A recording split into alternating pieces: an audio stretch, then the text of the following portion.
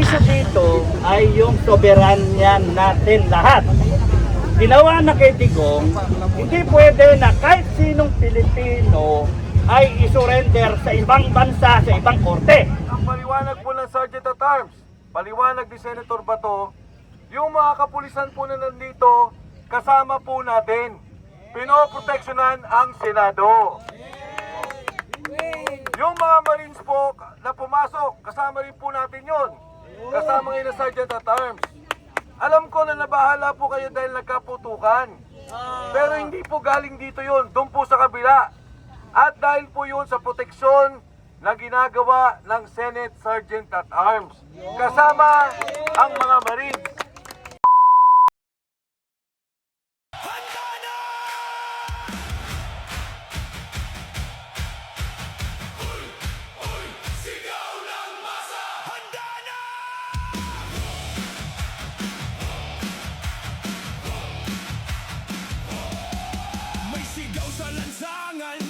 Sa buong bayan, hindi matitinag kahit anong laban. Tapang sa puso, di kayang pigilan. Pagkakaisa ang ating sandigan. Hoy, hoy, sama-sama.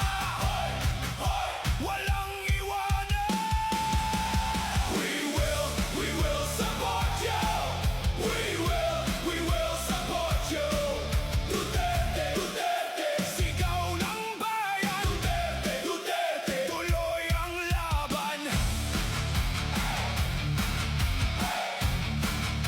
Tuloy ang laban. Sa hirap at ginhawa, di ka nag-iisa. Bawat tinig natin, lakas ay nadadama. Mula Luzon, Visayas hanggang Mindanao, isang sigaw.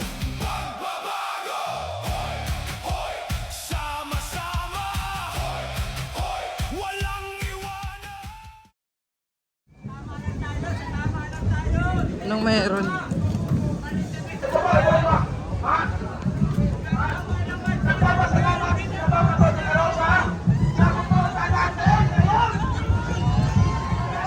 Dito.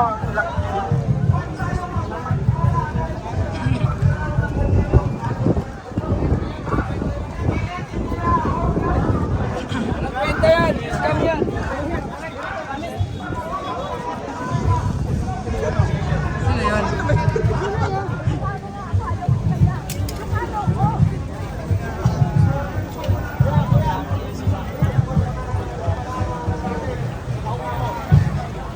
Doon ka sa gilid ng kalsada kabaan, may magmarsyal.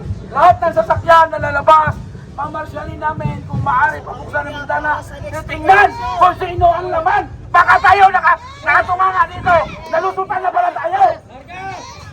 Para sa next generation! Marsyal! Sa gilid ng kalsada! Kasi dito hindi nila kagad matatakas yan. Tayo, binababoy lang bansa natin! Pagtira lang tayo ng ilan dyan. Pag sakali, nagsabi ako na, harang! Kung kailangan harang natin humiga kayo sa kalsada, hihiga tayo. Huwag tayong pumayag na ilalabas nila. Tatama tayo sa sama! Nakakabwisit na hapon. Bukod dun sa mga mukha ng mga cornflake dun sa kabila, talagang nakakabwisit na hapon no ngayon dahil may balitang hindi na daw talaga mapipigilan ang NBI na dakpin si Senator Bato de la Rosa. So di umano, hindi pa natin sure kung totoo yan. Yun nga, sana mas dumami pa tayo dito para suportahan. Kasi pangalawang beses na to kung magkakataon, mahayaan pa ba natin na ginawa na kay Tatay Digong ito? No! Ngayon, gagawin na naman nila ulit kay Senator Bato de la Rosa. So, baka magulat na lang tayo bukas sa Makalawa. Yung gobyerno, hawak na ng mga Amerikano yan.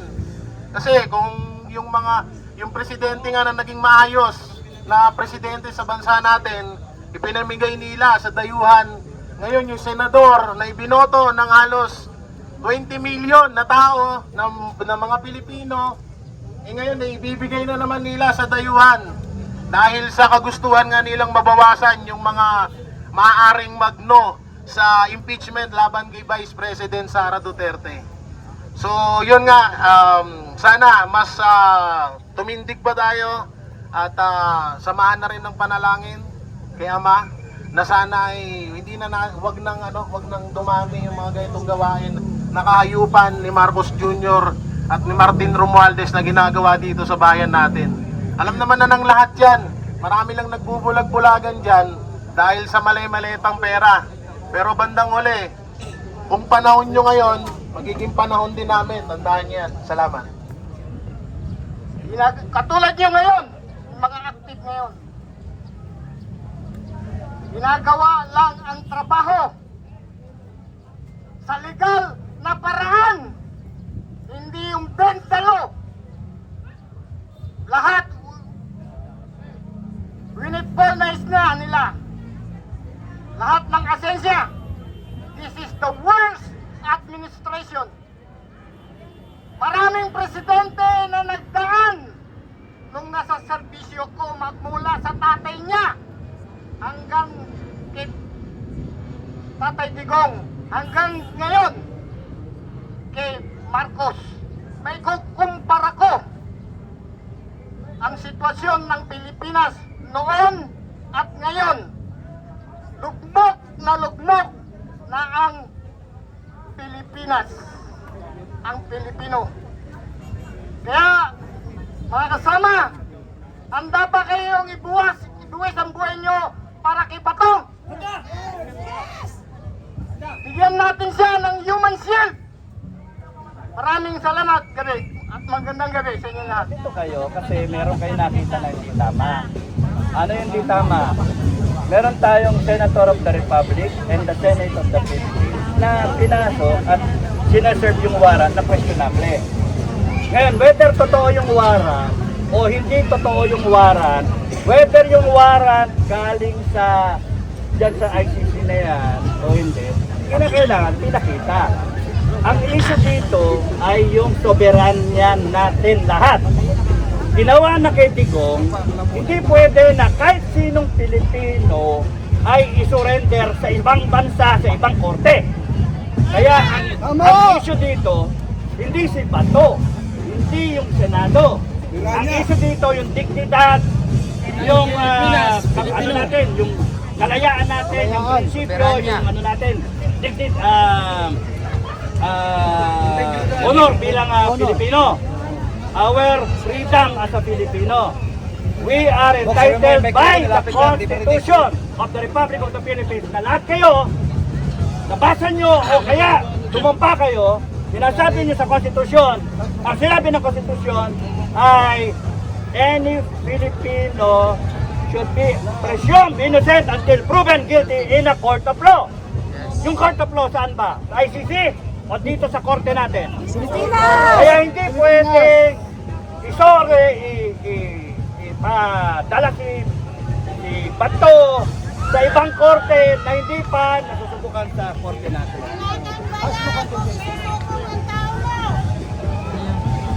Kaya ngayon, handa ba kayo ipaglaban?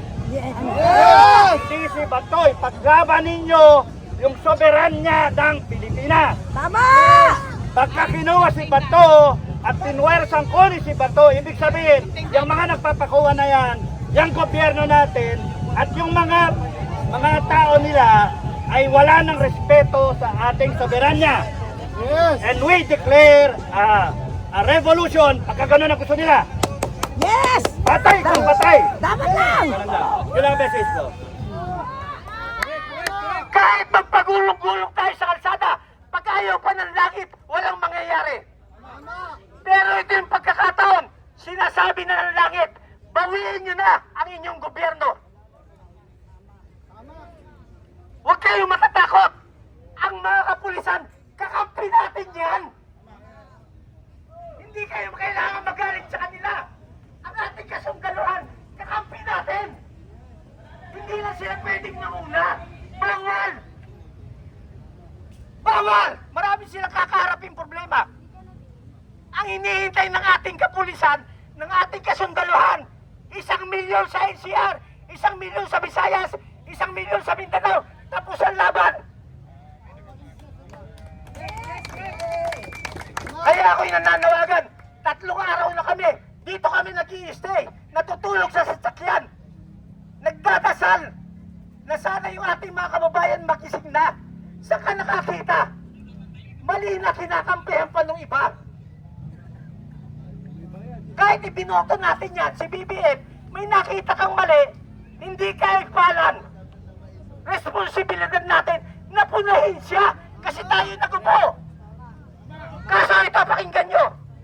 Ang malaking problema, akala natin, ang nagupo kay BBM at sa lahat na nakaupo sa gobyerno, sinisisi nila taong bayan. Hindi po tayo ang nagluklok sa kanila. Ang nagluklok sa kanila, yung dayaan sa Comelec. Kaya ganito bansa natin. Kung yung totoong binoto natin, lumabas, hindi tayo ganito. Ang laki na ng problema ng bansa natin. Lubog na sa utang. Utang ng utang. Utang inang-inang. Utang inang! Buo na tayo sa utang eh. Kawawa ang ating mga anak. Bago ako magtapos, ulitin ko. Hindi natin kalaban ang mga kapatid natin kapulisan. Kakampi natin silang lahat. Ganon rin ang kasundaluhan. Naghihintay sila ngayon. Dumami lang tayo. Tapos na ang laban. Magandang gabi sa atin lahat. Pumasok na nga sila eh. Pumasok na sila sa loob. Nagkakagulo na sa loob ng Senado. Pakinggan mo na natin kung ano nangyayari sa loob kasi may sinasabi sila na stand off daw. Pakinggan muna natin. Ano Brett? Nagkakagulo na po sa loob ng Senado. Kailangan na natin gumawa ng aksyon. Huwag yung nakatuwangan tayo dito. Basagin na natin yung depensa.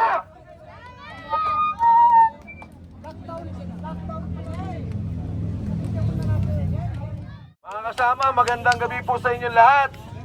Nandun po ako sa kabila kanina pa, pero ang sabi na aresto daw si Kuya Park. Nung nakita ko, nagmumura na naman dito sa harapan natin.